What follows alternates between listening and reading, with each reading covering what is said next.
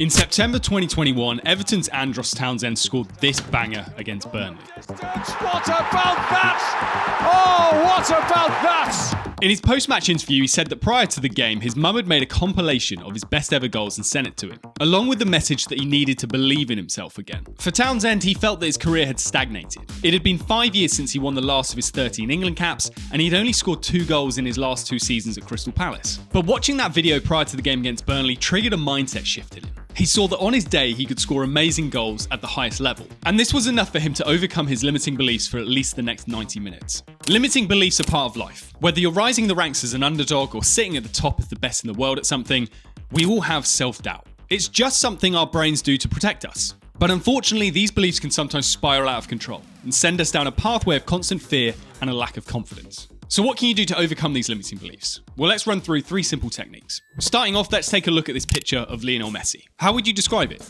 Cold? Egotistical? Well, in watching his own highlights back whilst working out, Messi is actually engaging in one of the best ways of challenging limiting beliefs, and that is looking at the evidence. Sometimes the beliefs that we have about our skills, our fitness or ability are just plain wrong. They're not actually based in reality. They're just a defense mechanism, a way of protecting ourselves, but unfortunately they just go sometimes to the extreme. And when that happens, all we need to do is show our brain evidence that those beliefs are wrong. Andros Townsend did this in watching his best goals before the game against Burnley. For years he had feelings of imposter syndrome, that he wasn't an effective player anymore and that he was potentially a fraud. But just seeing the reality of what he had achieved before was enough to silence those negative thoughts and beliefs. This allowed him to play with freedom and take a shot that previously his brain wouldn't have allowed him to. Because your brain can't deny the facts. So whenever you feel those thoughts popping up that tell you can't do something or that you're not good enough, deliberately seek out evidence that proves your brain wrong.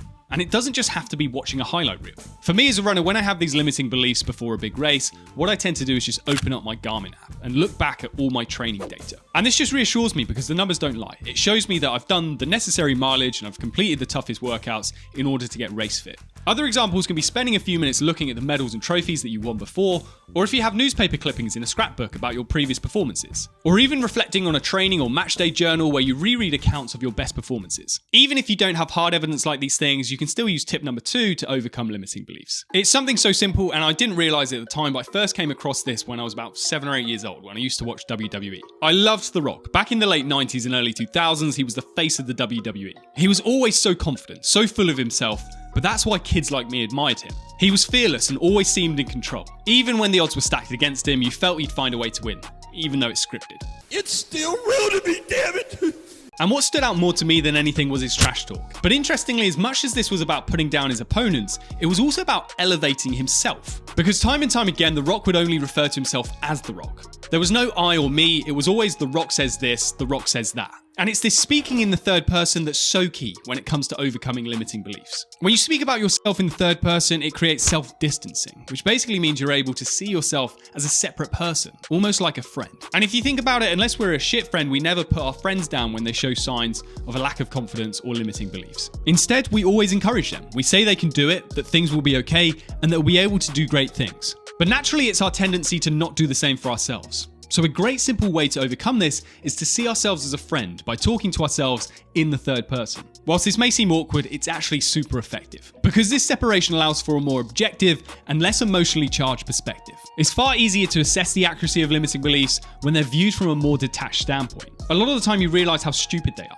Say you've missed a great chance to score a goal or make a bucket in basketball. It's easy to then let limiting beliefs come in where you think, I'm never going to score again. But you should then reframe this into the third person. So saying something like, Sam thinks he's never going to score again. And then you immediately see how stupid this thought actually is. I would then challenge that belief by saying something like, Sam's just being dramatic and just needs to stay composed the next time he's got a shot, and he'll probably make it. Simple as that. But look, sometimes despite what we tell ourselves, those limiting beliefs can still easily nag away at us. We can shut them up for maybe one game or one practice, but then they just pop up again. What should we do in those situations? Well, this last tip is something I had to do very recently myself. So at the end of May, I lined up for my very first full marathon. But the problem was I got injured 2 weeks before. And this meant that throughout my taper, I barely ran. And long story short, I only managed to run 10 miles of the marathon before I had to drop out. Now, as much as I knew this was a possibility, and despite the fact I've got all these tools that I share with you guys in these videos, that doesn't mean I'm someone who's completely free of limiting beliefs and periods of self-doubt. On the bus ride home, I started having a lot of those negative thoughts, and the negative chatter started spiraling. I had thoughts of maybe I'm not meant to be a marathoner, maybe I'm not an athlete,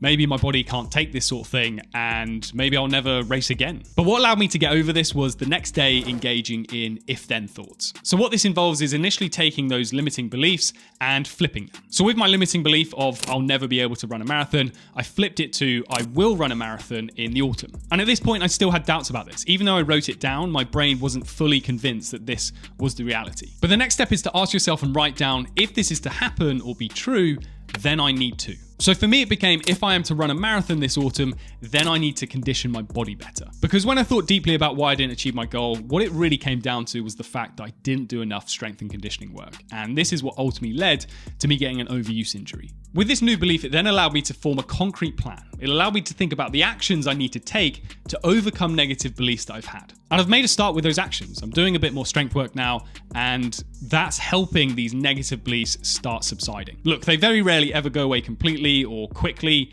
You just have to keep chipping away at them through these if-then plans. Doing so will help you carve out a pathway of action, which over time, if you follow, will mean that those limiting beliefs no longer impact you. How else do you overcome limiting beliefs? Let me know in the comments below. And if you're still struggling with confidence anyway, then check out this next video here.